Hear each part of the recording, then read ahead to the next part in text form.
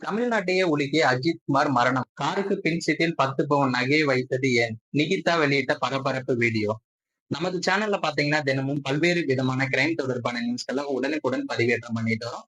நீங்களும் இது போன்ற நியூஸை உடனுக்குடன் தெரிஞ்சுக்கணும்னா மறக்காம நமது சேனலை சப்ஸ்கிரைப் பண்ணுங்க. அப்பதான் நம்ம போடக்கூடிய வீடியோ உங்களுக்கு உடனுக்குடன் நோட்டிபிகேஷனா வந்து சேரும். திருப்புவனம் போலீஸ் நிலையத்தில் கொடூர தாக்குதலால் உயிரிழந்த தற்காலிக காவலாளி அஜித் குமார் சம்பவம் தமிழகத்தை அதிர்ச்சியில் ஆழ்த்தியிருக்கு. சிவகங்கை மாவட்டம் திருப்புவனத்தில் உள்ள மடப்புரம் காளியம்மன் கோவிலில் பணியாற்றிய அஜித் குமாரிடம் தரிசனத்திற்காக வந்த நிகிதா என்ற பெண் தனது காரை பார்க் செய்ய உதவி கேட்டதாக கூறியிருக்காங்க.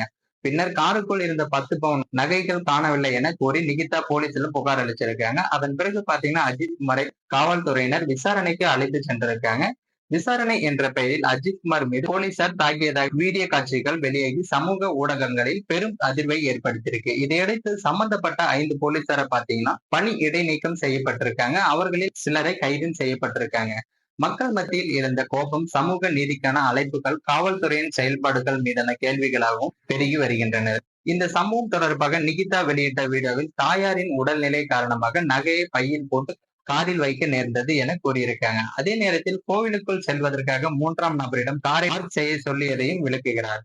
இது உண்மையிலேயே நகை திருட்டு நடந்ததா அல்லது ஒரு தவறான சந்தேகத்தால் ஒருவர் உயிர் இழந்தாரா என்ற பெரிய கேள்விக்குறியாகவும் இருக்கிறது. தற்போது இந்த சம்பவம் அதிகபூர்வ அனுமதியின்றி செயல்பட்ட தனிப்படைகளை உடனடியாக கலைக்க டிஜிபி உத்தரவு பிறப்பிக்க வைக்கும் நிலை உருவாகியுள்ளது. காவல்துறையின் விசாரணை முறைகள் மீதான நம்பிக்கை இழக்கும் வகையில் திருப்புவனம் காவலாளி மரணம் மிகுந்த சோகத்தையும் கோபத்தையும் ஏற்படுத்தியுள்ளது என உயர்நீதிமன்றம் கேள்வியும் எழுப்பியிருக்கு. மேலும் இந்த வீடியோ தொடர்பான வேற ஏதாவது செய்திகள் நமக்கு தெரிஞ்சா உடனுக்குடன் நம்ம சேனல் தெரிவிப்போம். மேலும் இது போன்ற வீடியோக்களை உடனுக்குடன் காண மறக்காம நம்ம சேனலை சப்ஸ்கிரைப் பண்ணுங்க. நம்ம போடக்கூடிய வீடியோ பிடிச்சிருந்தா மற்றவங்களுக்கும் ஷேர் பண்ணுங்க.